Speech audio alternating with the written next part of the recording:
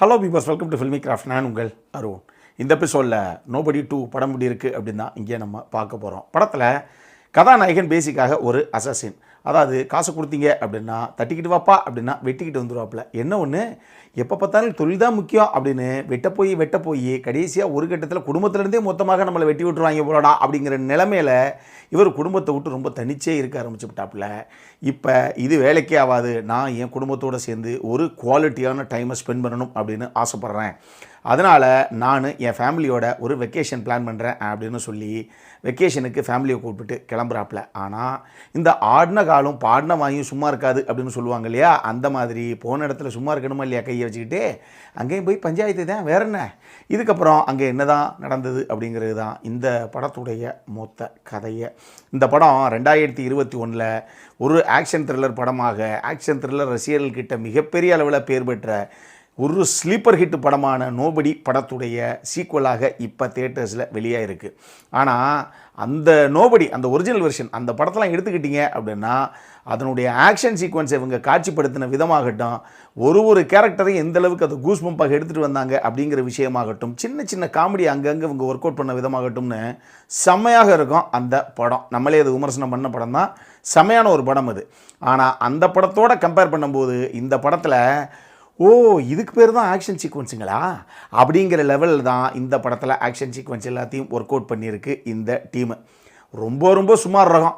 அதுலேயும் climax action போர்ஷன்லாம் நீங்கள் எடுத்துக்கிட்டீங்க அப்படின்னா, ஆமாம் ஏங்க இது இந்த அபூர்வ சகோதரர் படத்தில் அப்பு கமல் டெல்லி கணேசை போட்டு தள்ளுறது கையில் எடுத்த பிளான் இல்லை என்ன, இதெல்லாம் நோபடி 2 எடுத்து வச்சுருக்காங்க அப்படிங்கிற லெவலில் தான் ஆக்ஷன் சீக்வன்ஸு இந்த படத்தில் இவங்க ஒர்க் அவுட் பண்ணியிருக்காங்க. இதை மைண்டில் வச்சுக்கோங்க, எக்ஸ்பெக்டேஷனையும் அந்த லெவல்லே செட் அவுட் பண்ணிக்கோங்க. அந்த நோபடி படம் இருக்கு இல்லையா, அதில் அதனுடைய சீக்குவலாகத்தான் இப்போ வெளியாக இருக்குது. அங்கே கதை எங்கே முடிஞ்சோ அங்கேருந்து தான் இந்த கதைக்களம் அப்படி கண்டினியூ ஆகி நடந்துக்கிட்டு இருக்குன்னு வச்சுக்கோங்களேன்.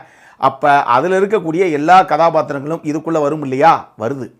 அதனால் அதில் அந்த கதாபாத்திரங்களை ப்ளே பண்ண பல ஆர்டிஸ்ட்டு இந்த படத்துக்குள்ளேயும் இருக்கிறாங்க. ஒரு 2-3 கதாபாத்திரத்தை மட்டும் புதுசாக இந்த பார்ட்டுக்குன்னு எழுதி அதுக்கு தனியாக 2-3 ஆர்டிஸ்ட்டை இவங்க காஸ்ட் பண்ணியிருக்காங்க. உதாரணத்துக்கு முதல்ல அந்த பாகத்துலேயும் நடித்து இந்த பாகத்துலேயும் நடித்தது யார் அப்படின்னு பார்த்தீங்கன்னா, ஒன்று ஹீரோவாக பண்ண பாப் ஓடன்கிர்க், அவருடைய மனைவியாக பண்ண கானி நெல்சனு, அவருடைய அந்த பிரதர் கேரக்டர் ஒன்று வரும் RZAன்னு அந்த ஆர்டிஸ்ட்டு, அதே மாதிரி அவருடைய அப்பாவாக வரக்கூடிய கிறிஸ்டோஃபர் லாய்டு, த பார்பர் அப்படின்னு ஒரு கேரக்டர் ஒன்று வரும், அதை ப்ளே பண்ண காலின் சால்மனு, இவருக்கு நம்ம ஹீரோவுடைய பையனாக பிராடின்னு ஒரு கேரக்டர் ஒன்று வரும், அதை பண்ண கேஜ் மொன்ரோ அப்படின்னு சொல்லி இவங்க எல்லாரும் அந்த படத்துலையும் இருப்பாங்க, இந்த படத்துலையும் இருப்பாங்க. இந்த படத்துலன்னு குறிப்பிட்ட ஒரு 2-3 கேரக்டர் இவங்க சேர்த்து இழுத்து எழுதி விட்டுருக்காங்களே, அது அந்த அம்யூஸ்மெண்ட் பார்க்கில் வந்து ஒரு ஆப்ரேட்டர் மாதிரி ஹீரோவோட அப்பப்போ வருவாப்பில், அந்த கேரக்டர் பண்ண ஜான் ஆர்டிஸ் ஆகட்டும், ஒரு போலீஸ் ஆஃபீஸர் மாதிரி ஷெரீஃப் மாதிரியே ஒரு கேரக்டர் ஒன்று வரும், அதை ப்ளே பண்ண காலின் ஹேங்க்ஸ் ஆகட்டும், படத்தில் மெயின் வில்லி அந்த கதாபாத்திரத்தை ப்ளே பண்ண ஷரன் ஸ்டோன் ஆகட்டும், இவங்கெல்லாம் இந்த புது இணைப்பு இந்த பாட்டில் மட்டும் உள்ள பண்ணியிருக்காங்க. பெர்ஃபார்மன்ஸை பொறுத்தளவுக்கு எல்லாரும் என்ன தேவையோ அதை கொண்டு வந்திருக்காங்க அப்படின்னு தான் நான் சொல்லுவேன்.